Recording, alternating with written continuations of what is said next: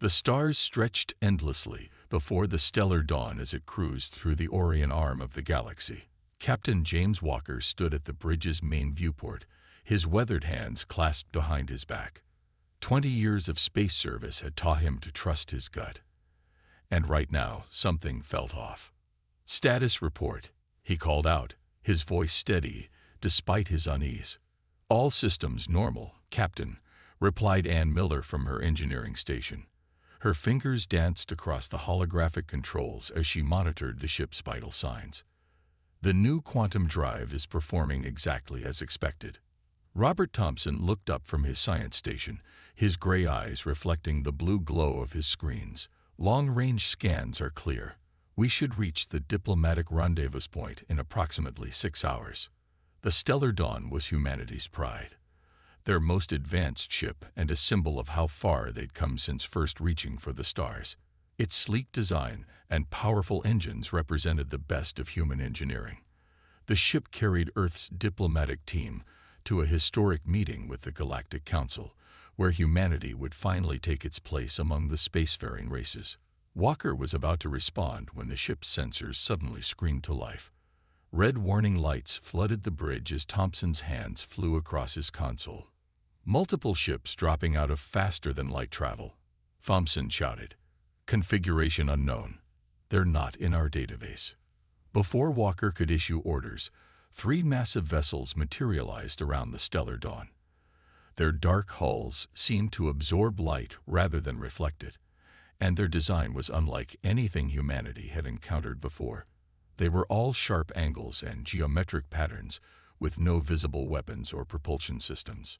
"Open all communication channels," Walker commanded, maintaining his composure. "This is Captain James Walker of the Earth Alliance vessel Stellar Dawn. We are on a diplomatic mission and—" A harsh, grating sound cut through the ship's speakers, making several crew members wince. When it stopped, a cold, artificial voice spoke in perfect English. "Humans, your presence in space has been evaluated. You have been found wanting." Ann's console erupted in warnings. "Captain, they're scanning us. But these aren't normal scans. They're somehow interfacing with our systems." The ship shuddered as invisible forces began to tear at its hull. Walker watched in horror as sections of the Stellar Dawn's outer armor began to peel away like paper in a strong wind.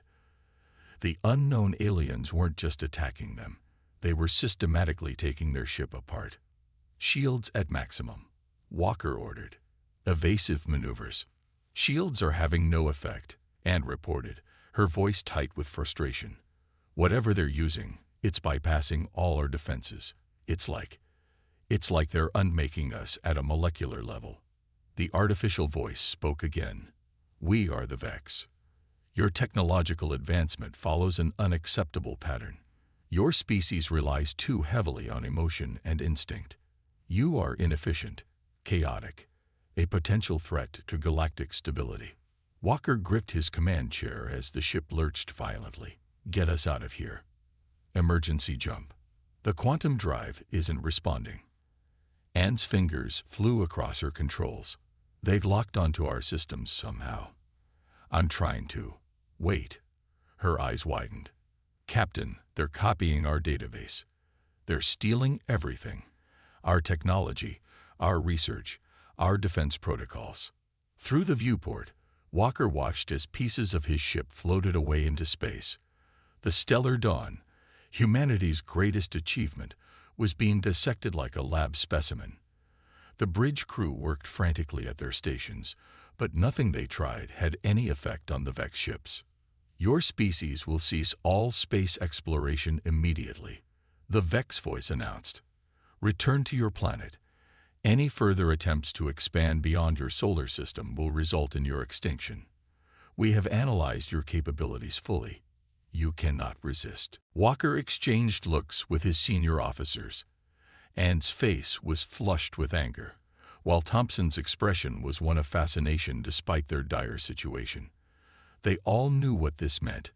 Humanity was being caged, locked away in their own solar system by a species that viewed them as little more than troublesome animals. Emergency power to the quantum drive. Walker commanded. "Reroute everything we have left." Anne shook her head. "Sir, we've lost 30% of our hull.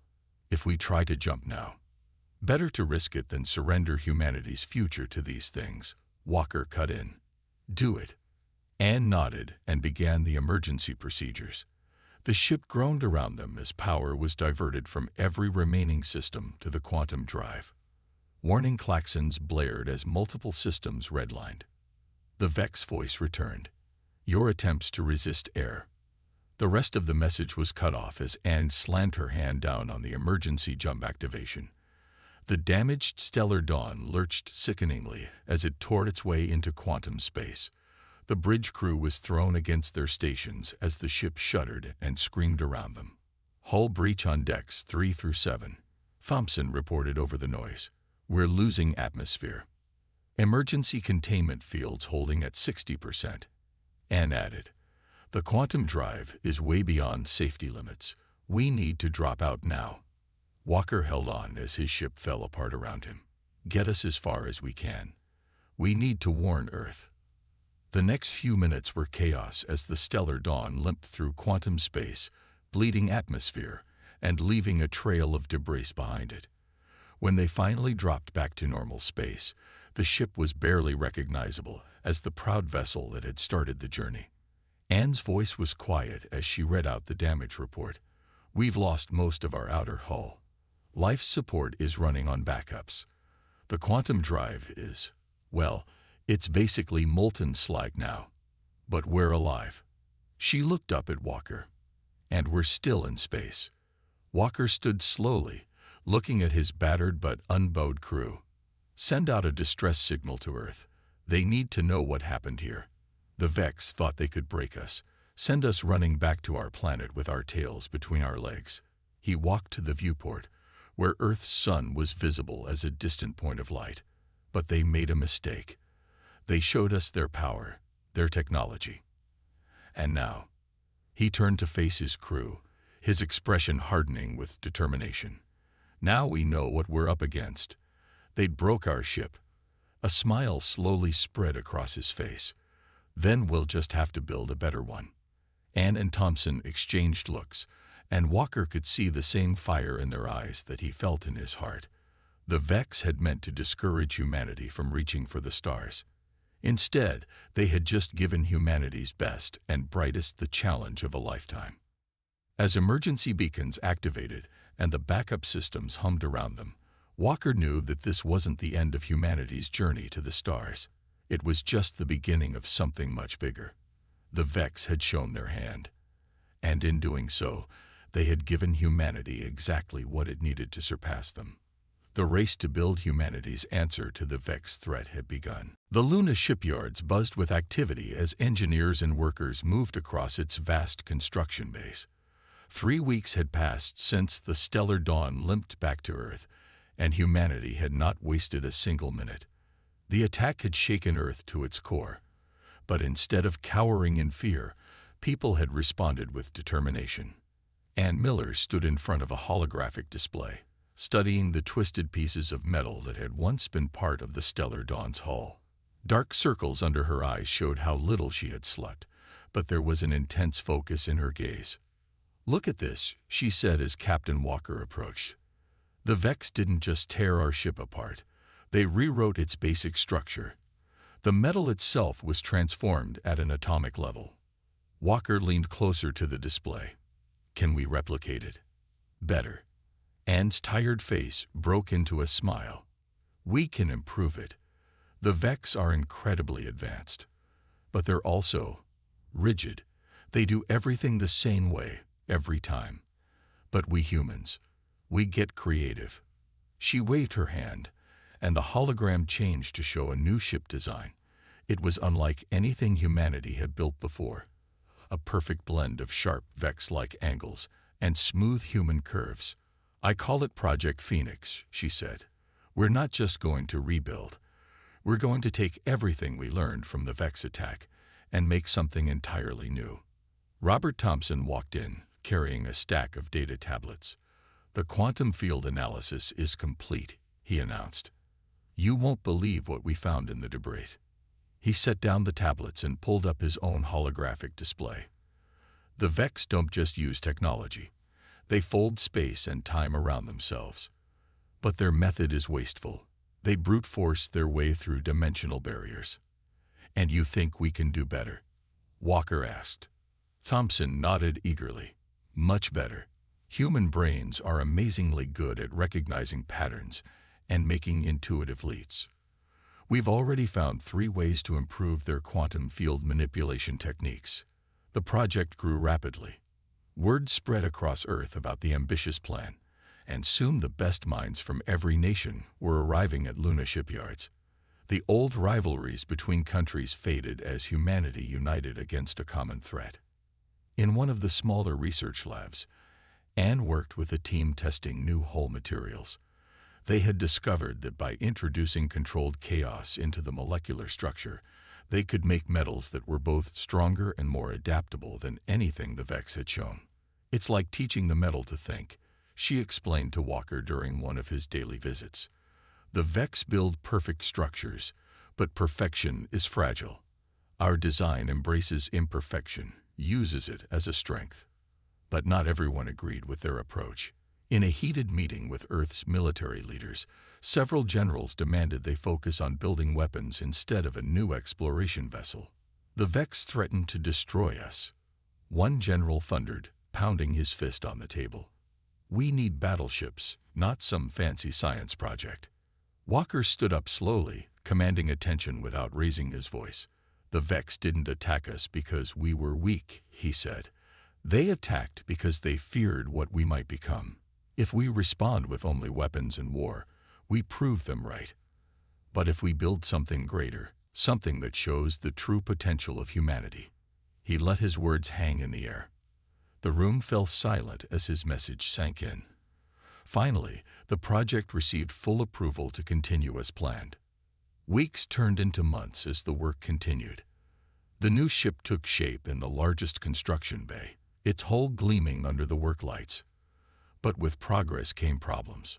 Strange accidents began to plague the project. Key components would fail for no reason. Computer systems would crash, and crucial data would vanish. It's too organized to be random, Thompson said one evening as they reviewed another system failure. I think the Vex left something behind. Some kind of sabotage program buried in the technology we salvaged. Anne worked for 3 days straight, reviewing every piece of code and every component. She finally found it. Microscopic machines hidden within the salvaged Vex technology, programmed to cause subtle failures. But instead of destroying them, she did something unexpected. She reprogrammed them, teaching them to work with human systems instead of against them. It was exactly the kind of adaptive thinking the Vex couldn't understand. The real breakthrough came during a test of the new quantum drive system. Thompson had theorized that human emotions actually created unique patterns in quantum fields, patterns that could be used to enhance the ship's capabilities. The Vex see emotions as noise, as interference, he explained. But what if they're actually a form of quantum information processing? What if our feelings are actually connecting with reality in ways their pure logic can't match? They tested his theory by linking the quantum drive to human brainwave patterns. The results were astonishing. The drive didn't just work. It worked better than anything they had ever built. It responded to intuition, to intention, forming connections that pure mathematics said should be impossible. Don't you see? Anne exclaimed, her eyes shining with excitement as she reviewed the test results. This is why the Vex wanted to stop us. They saw that we would surpass them, not through superior technology, but by thinking differently, by feeling differently. The project continued to evolve. They discovered that human creativity could be channeled into the ship's systems, making them more adaptable and resilient. The vessel wouldn't just be controlled by its crew. It would work with them, learn from them, grow with them. As the ship neared completion, Walker stood with Anne and Thompson in the observation room, looking out at their creation.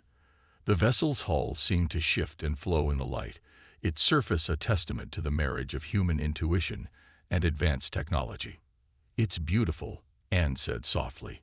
Not perfect like a Vex ship, but better because of it. Thompson nodded in agreement. Every piece of technology they used to try to destroy us, we've turned into something new, something uniquely human. Walker smiled as he watched workers applying the final touches to the hull. The ship before them wasn't just humanity's answer to the Vex threat. It was proof that there were many paths to advancement, and that emotion and intuition were not weaknesses to be eliminated, but strengths to be embraced. The Vex wanted to keep us grounded, Walker said. Instead, they gave us wings. Now it's time to show them how high humanity can really fly. The new ship's systems hummed with power as Ann Miller ran another series of tests. She hadn't left the Luna shipyards in 3 days, and her hand shook slightly as she reached for her coffee cup. The project was entering its most critical phase, and no one wanted to take any chances. "You should get some rest," Thompson said, looking up from his own workstation. "You're no good to the project if you collapse." Anne shook her head. "I'm fine. Besides, something's still not right with the quantum field harmonics. The numbers don't add up." Before Thompson could argue further, a loud explosion rocked the testing chamber. Alarms blared as smoke poured from a ruptured power conduit. Anne rushed to the emergency controls, her fatigue forgotten as she worked to contain the damage. "What happened?" Walker demanded, running into the room. "Status report. Power spike in the main quantum matrix," Anne replied, her fingers flying over the controls. "But it doesn't make sense. All the safety protocols were in place. This shouldn't have been possible." Thompson was already reviewing the system logs. "This is the 3rd accident this week," he said grimly. "And look at this." He pointed to his screen, where lines of code scrolled past. "These power fluctuations aren't random. They're following a pattern. A Vex pattern." Walker's face hardened. "They're still watching us. Still trying to stop us." "Not just watching," Anne said, wiping soot from her face. "They're learning. Each accident targets a different system, like they're testing our defenses, looking for weaknesses." The next few weeks brought more challenges. Critical components would mysteriously fail their final inspections. Computer systems would crash at crucial moments. Even the artificial gravity would occasionally flicker, sending tools and equipment floating through the construction base. But with each setback, the team grew stronger. They learned to think like the Vex, to anticipate their sabotage attempts. More importantly, they learned to think beyond the Vex, finding solutions their alien adversaries would never consider. One evening, as Anne was reviewing the latest system diagnostics, she noticed something strange. The ship's quantum field wasn't just active during tests. It was responding to the emotions of the workers around it. When the engineering team was frustrated, the field became more chaotic. When they were focused and determined, it stabilized. "Look at this," she called to Thompson, who was working nearby. "The ship, it's not just accepting our commands. It's connecting with us, learning from us." Thompson studied the readings with growing excitement. The Vex tried to program it to fail, but instead, it's adapting. Like a living thing. He paused, his eyes widening. "No, not like a living thing. Like a human." They brought their discovery to Walker, who immediately saw the possibilities. "Can we strengthen this connection? Make it part of the ship's core systems?" Anne nodded slowly, her mind already racing with ideas. "We'd need to completely redesign the control interfaces. Make them more intuitive. Less about pushing buttons and more about working together." The next phase of construction took an unexpected turn. Instead of fighting against the Vex interference, they began using it. Every attempt at sabotage became an opportunity to learn, to adapt, to grow stronger. The ship's systems became more resilient, more flexible, more human. During one test, Anne made a critical breakthrough. She was running a routine power check when another Vex-induced surge hit the systems. But this time, instead of trying to block it, she let it flow through the ship's quantum field. To everyone's amazement, the field didn't collapse. It absorbed the surge, grew stronger, and then reshaped itself into a more stable configuration. It's like immunity, she explained to Walker later. The more the Vex try to break us, the stronger we become. We're not just building a ship anymore. We're teaching it to evolve. The project entered its final stages. The ship's hull gleamed in the work lights, its surface seeming to shift and flow like liquid metal. Inside, the control systems were unlike anything humanity had built before. There were still screens and controls, but they were secondary to the neural interfaces that would allow the crew to work in perfect harmony with their vessel. Then came the day of the first full system test. Anne stood at the primary control station, her hands hovering over the neural interface pads. Thompson monitored the quantum field readings while Walker watched from the observation deck with Earth's military leaders. Beginning power-up sequence, Anne announced. The ship's systems came online one by one, each connecting smoothly with the others. The quantum field stabilized, forming a perfect bubble around the vessel. Everything was going perfectly, too perfectly. Anne felt a sudden chill. "Something's wrong," she said. "This is exactly what the Vex would expect. We need tow." The ship's power grid suddenly surged, overloading every system simultaneously. Warning lights flashed as the quantum field began to collapse. On the monitors, they could see Vex code emerging from hidden corners of the ship's programming, trying to tear it apart from the inside. "They've been waiting for this," Thompson shouted over the alarms. "They knew we'd try to perfect everything for the first test." Anne's hands flew over the controls, but nothing responded. The ship's systems were locked up, caught in a death spiral of cascading failures. In the observation deck, the military leaders were already calling for an emergency shutdown. But Anne saw something else in the readings, a pattern in the chaos, a rhythm in the destruction. Without thinking, she placed her hands directly on the neural interface pads. "What are you doing?" Thompson yelled. "The safety protocols are offline." "Exactly," Anne replied through gritted teeth. "No protocols, no perfect solutions, just human instinct." The neural link activated, and suddenly Anne could feel the ship's systems as if they were extensions of her own body. She felt the Vex code trying to impose its rigid patterns, its perfect order. And she responded not with programmed defenses, but with the beautiful chaos of human thought. The ship's quantum field flickered, then stabilized in a completely new configuration. Power levels that should have been impossible became steady. Systems that should have burned out began to heal themselves. "It's working," Thompson breathed, staring at his readings in amazement. "The field, it's not just stable, it's stronger than anything we've ever measured." In the observation deck, Walker smiled. The Vex had tried to destroy their project by forcing it to follow their rules of perfect order. Instead, they had helped create something entirely new, a ship that could think, feel, and adapt just like its human crew. As the test concluded successfully, Anne finally stepped away from the controls, exhausted but triumphant. They had done more than just survive the Vex's attempts to stop them. They had proven that humanity's greatest strengths were the very things the Vex saw as weaknesses. The ship was ready. Now it was time to show the galaxy what humanity could really do. The day of the ship's official unveiling arrived with a mix of excitement and tension. Thousands gathered at Luna shipyards, while millions more watched through video feeds across Earth. In the launch bay, the newly christened Phoenix Ascendant waited, its hull catching the light in ways that made it seem alive. Walker stood before the assembled crowd, his uniform crisp and neat. "When the Vex attacked us, they thought they were showing us our place in the galaxy. Instead, they showed us our potential. Ladies and gentlemen, I give you humanity's answer to those who would keep us earthbound."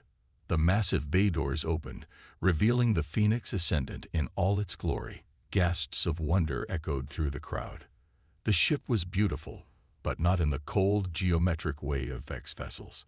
It had an organic quality to its design, as if it had grown rather than been built. Anne and Thompson waited on the bridge, running final checks on the ship's systems. The neural interface hummed with quiet energy, ready to connect with its crew. Every station was designed to work with human intuition rather than against it. All systems are green, and reported as Walker joined them on the bridge. The quantum field is stable, and the neural links are operating at peak efficiency. Then let's show everyone what she can do, Walker said, settling into the captain's chair. As soon as he touched the neural interface panels, he felt the ship's presence in his mind, not as an alien machine, but as a partner ready to work with him. The demonstration began with basic maneuvers, but even these showed how different the Phoenix Ascendant was from traditional ships. It moved with impossible grace, responding to its crew's thoughts almost before they formed. The quantum field rippled and shifted, adapting to each movement with fluid precision. Thompson monitored the readings with a growing smile. The field harmonics are perfect. Better than perfect. They're evolving. Every move we make teaches the ship something new. They demonstrated the ship's defensive capabilities next. Drone targets appeared around the vessel, firing simulated weapons. The Phoenix Ascendant's shields didn't just block the attacks. They learned from them, becoming stronger with each hit. "Look at this," Anne called out, pointing to her display. The quantum field isn't just defending against the attacks. It's analyzing them, understanding them, improving itself.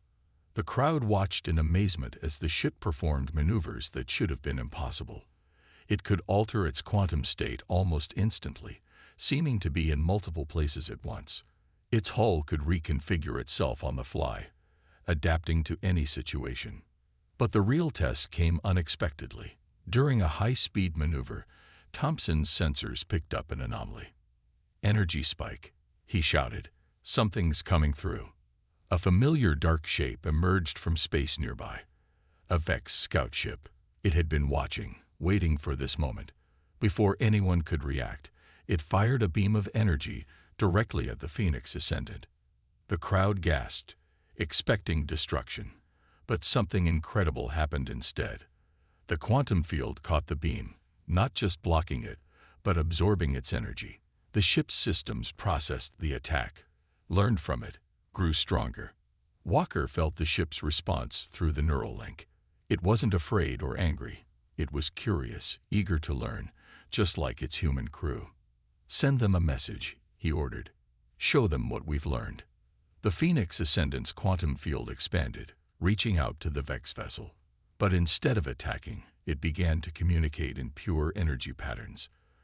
The Vex ship's systems tried to resist, tried to impose their rigid order, but they couldn't match the fluid adaptability of human-enhanced technology. "Their shields are failing," Thompson reported, but his voice held no triumph. "No, not failing. They're changing, adapting to match our patterns." Through the neural link, Walker could feel the Vex ship's confusion. Its perfectly ordered systems were encountering something they couldn't categorize, technology that grew and changed, guided by human emotion and intuition. The Vex vessel retreated, vanishing back into quantum space, but they had learned something valuable. The Vex could be surprised. Their perfect logic could be overcome not by superior force, but by human unpredictability. As the demonstration continued, Anne noticed something remarkable in the ship's systems. "The quantum field," she said excitedly. "It's not just copying Vex technology anymore. It's creating entirely new configurations, things even they haven't thought of." They pushed the ship harder, testing its limits. The Phoenix Ascendant responded by exceeding every expectation. Its quantum drive could fold space in ways that made Vex calculations look crude by comparison. Its adaptive hull could transform to meet any challenge. And through it all, the neural link grew stronger, the connection between ship and crew becoming deeper and more intuitive. Walker addressed the crowd one final time as the demonstration concluded. "The Vex thought they could contain us by showing us how far ahead of us they were. But they didn't understand something fundamental about humanity. We don't just copy what we see. We imagine what could be. We don't just learn. We innovate. And most importantly, we don't just build machines. We create partnerships." The Phoenix Ascendant hung in space above the moon, its quantum field shimmering with possibilities.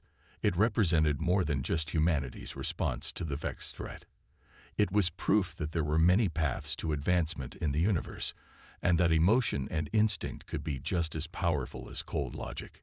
In the ship's heart, human and machine worked together in ways the Vex had never imagined possible. Each crew member's thoughts and feelings flowed through the neural network, making the ship more than the sum of its parts. It wasn't just a vessel anymore. It was humanity's dream of the future given form. As the celebration began on Earth, Walker looked at his crew with pride. They had done more than build a powerful ship. They had shown that humanity's greatest strength wasn't in trying to match the Vex's perfect order, but in embracing the beautiful chaos of human creativity. The Phoenix Ascendant was ready for its real mission. Soon, they would take it into deep space, not to challenge the Vex, but to show them and the rest of the galaxy that there was more than one way to reach for the stars. 3 months after its unveiling, the Phoenix Ascendant patrolled the edges of Earth's solar system. The crew had settled into a comfortable rhythm, learning something new about their remarkable ship every day. But they all knew this peace wouldn't last. The Vex wouldn't stay away forever. Walker stood at his command station, feeling the ship's steady pulse through the neural link. "Status report," he called out, maintaining their regular routine. "All systems normal," and replied from engineering. "The quantum field is..." She paused, frowning at her readings. "Captain, the field is showing unusual patterns, almost like it's excited about something." Before Walker could respond, Thompson's sensors lit up. Multiple quantum signatures detected. Big ones, much larger than the scout ship we encountered. Space twisted and warped as a massive Vex fleet emerged from quantum space. Dozens of ships, each one larger and more threatening than those that had attacked the stellar dawn. Their dark hulls formed perfect geometric patterns against the stars. The familiar artificial voice echoed through their communications. "Humans, you were warned. Your continued technological development has exceeded acceptable parameters. Your species will now be eliminated." Walker felt a surge of anticipation through the neural link. The Phoenix Ascendant wasn't afraid. It was ready. "All hands to battle stations," he ordered calmly. "Let's show them what humanity can really do." The Vex fleet launched their attack, firing beams of energy that could tear apart normal ships. But the Phoenix Ascendant was far from normal. Its quantum field shifted and flowed, not just blocking the attacks but learning from them, growing stronger with each blast. "They're trying to analyze our systems," Thompson reported, his fingers dancing across his console. "Just like before. But this time, we're the ones with surprises." Anne smiled as she monitored the ship's responses. The quantum field is adapting faster than they can scan it. Every pattern, they try to lock onto changes before they can understand it. The Phoenix Ascendant moved like a living thing, its hull rippling and transforming to meet each new threat. When the Vex tried to trap it in a quantum cage, the ship simply shifted through dimensions they hadn't even considered. When they attempted to disable its systems with computer viruses, the neural network absorbed the code and turned it into new defensive patterns. "Impossible," the Vex voice stated. "Your technology cannot exceed our calculations. Your chaos cannot overcome our order." Walker smiled. "That's where you're wrong. Our chaos, as you call it, isn't a weakness. It's the source of our strength." Through the neural link, he guided the Phoenix Ascendant into a complex series of maneuvers. The ship responded perfectly, its movements guided by both human intuition and advanced technology. The Vex fleet tried to predict their patterns, but there were no patterns to predict, only the flowing creativity of human thought. "Their formations are breaking down," Thompson announced. "They can't maintain their perfect geometric arrangements while trying to track us." Anne's voice was filled with excitement. "The quantum field is doing something new. It's not just defending anymore. It's reaching out, connecting with the space around us in ways I've never seen before." The Phoenix Ascendant's quantum field expanded, touching the Vex ships with tendrils of pure energy. But instead of attacking, it began to share information, not in cold, rigid data streams, but in waves of emotion and understanding. The Vex ship's perfect formations faltered as they encountered something beyond their comprehension. Their technology, designed to impose order on chaos, was being shown a different way. A path where order and chaos could work together, each making the other stronger. Their weapons are powering down, Thompson reported in amazement. They're trying to understand us. Through the neural link, Walker could feel the confusion rippling through the Vex fleet. Their perfectly ordered minds were encountering something that defied their basic assumptions about the universe. They had believed that advancement could only come through perfect logic and rigid control. The Phoenix Ascendant was showing them another way. Send them everything, Walker commanded. Show them who we really are. The quantum field pulsed with human history, not just their technological achievements, but their art, their music, their dreams. It showed the Vex how humanity had grown, not by eliminating chaos and emotion, but by embracing them, learning from them, turning them into sources of strength. One by one, the Vex ships pulled back, their perfect formations dissolving as they processed this new understanding. Their voice, when it came again, had changed subtly. Your path is unexpected, different. We must recalculate. Walker stood tall on his bridge. We don't want to fight you. We don't even want to defeat you. We want to show you that there's more than one way to reach for the stars. That perfection isn't always perfect. The massive Vex fleet hung in space, their rigid patterns now flowing in new ways. They had come to eliminate a threat to their ordered universe. Instead, they had found something that made their universe larger, richer, more complex. Your species will be watched, the Vex announced, but not to restrict, to learn. As the Vex fleet prepared to depart, Anne noticed something remarkable in her readings. Captain, look at this. They're quantum signatures. They're changing. They're starting to show variations, individual differences. They're learning to embrace a little chaos of their own. Thompson laughed softly. We didn't just prove them wrong about us. We helped them discover something new about themselves. The Vex ships vanished back into quantum space, but not in their usual perfect sequence. Each one chose its own moment, its own path, the first signs of individuality in a civilization built on absolute uniformity. Walker felt the Phoenix Ascendant's satisfaction through the neural link. The ship had done more than defend humanity. It had shown an ancient and powerful race that there was always more to learn, always new ways to grow. Take us home, Walker ordered, but not before sending a final message to the departing Vex. The galaxy is big enough for many kinds of intelligence. Maybe next time, we can explore it together. As the Phoenix Ascendant turned toward Earth, its quantum field shimmering with new possibilities, Walker looked at his crew with pride. They had faced extinction and emerged stronger. They had taken their greatest challenge and turned it into their greatest achievement. The ship that had been born from destruction had become a bridge between two very different ways of thinking. And somewhere out in the galaxy, the Vex were learning that sometimes the most perfect solution was to be a little less perfect. Humanity's path to the stars was clear now, and it would be unlike any other race's journey. They would go forward not with perfect order or pure chaos, but with the unique blend of both that made them human. And they would bring with them the lesson they had taught the Vex, that the universe was large enough for many kinds of greatness.